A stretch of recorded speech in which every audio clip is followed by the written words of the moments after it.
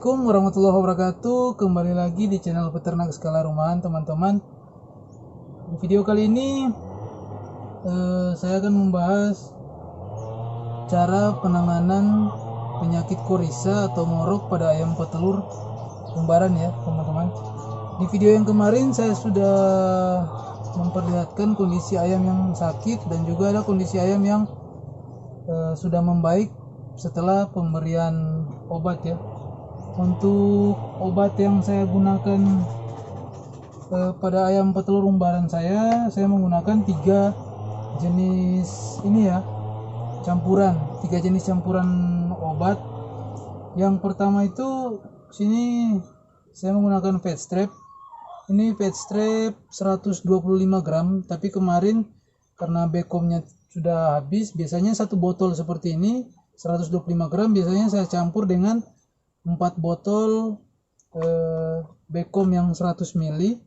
Kemudian saya tambahkan dengan ini tisinol 20 ml ya, dalam setiap 1 botol seperti ini. Salah maksud, dalam 1 botol seperti ini tisinolnya saya kasih 2 botol 20 ml, berarti 1 botol fat strap campurannya bekom 100 ml 4 botol, kemudian campurkan dengan tisinol 40 ml ya, 40 ml.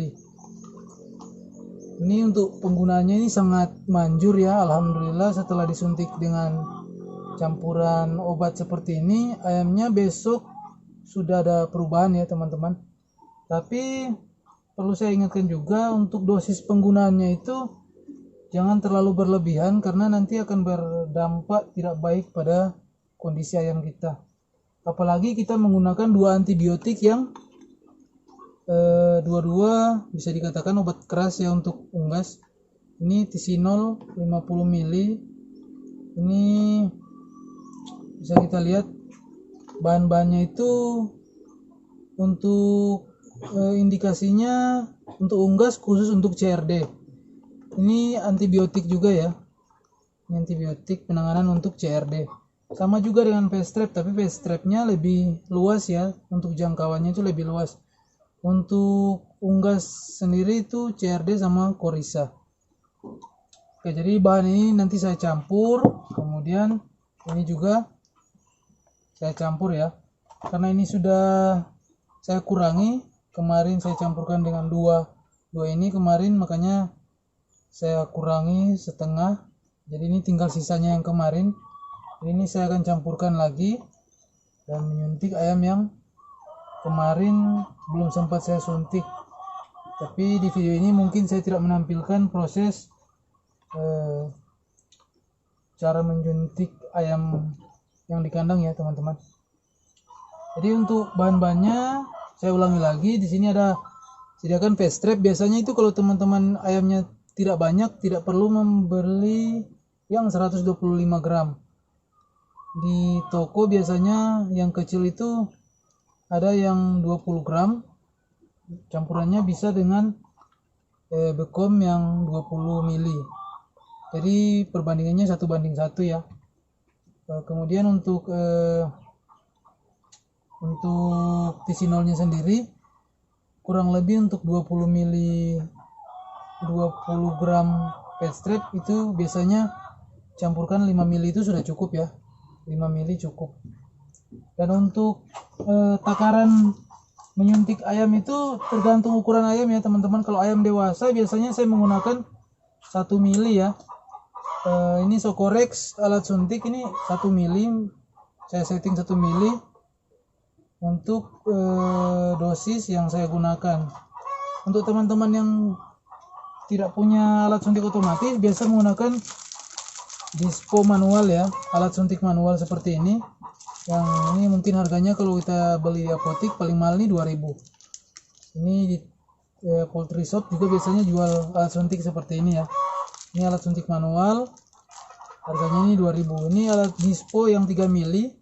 Nanti kalau dosisnya teman-teman bisa ukur di 1 mili, jangan lebih 1 mili.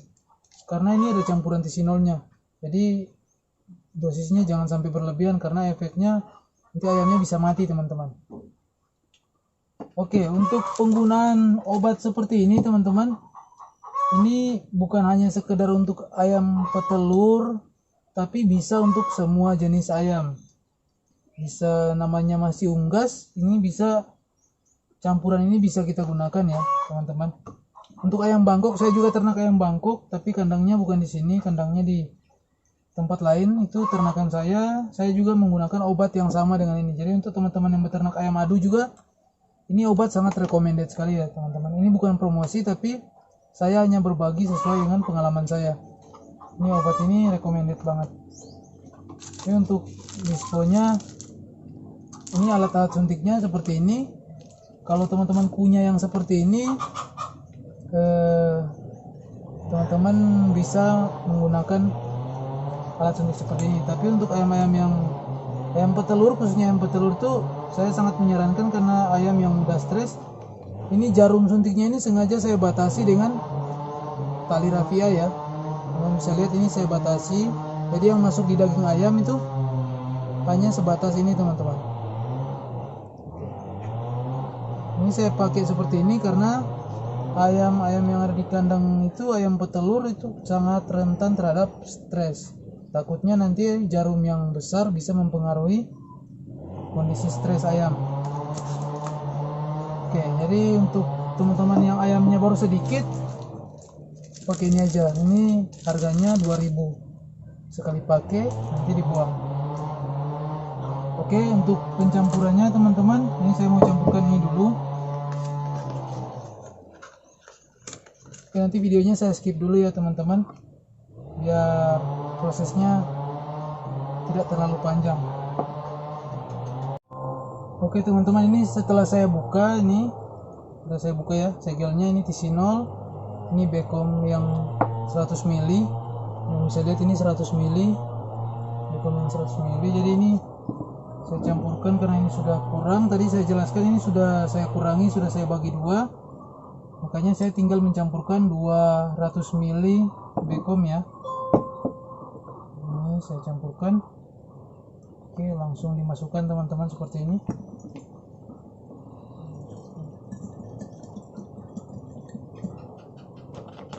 Oke.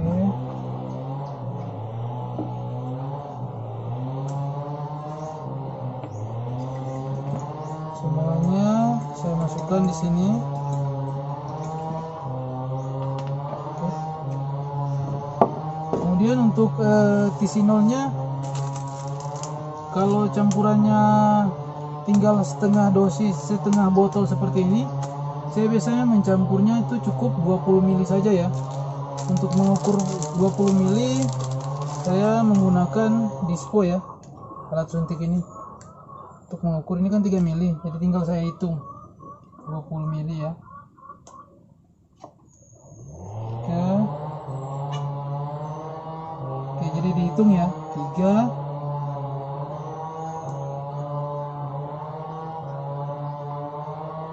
6,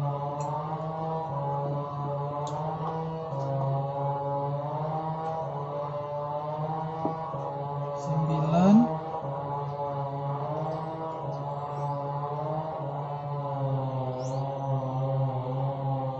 12,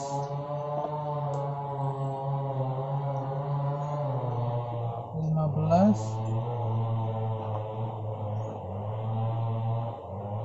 18. Oke, tinggal 2 mili lagi ya, tinggal 2 ini. Oke, 20 ya, 20. Oke, cukup. Jadi ini campurannya tisinol 20 ml, bekom 200 ml, dan fat strap yang tinggal setengah ini 125 gram dibagi 2, berarti 62 setengah ya, 62 setengah gram. Oke, sekarang kita aduk, kita kocok ya, kita kocok sampai semua bahan ini tercampur rata ya teman-teman. Ini dalam proses pengocokan seperti ini akan terasa panas di botol ya, ketika kita pegang itu terasa panas karena pencampuran dari ketiga bahan ini.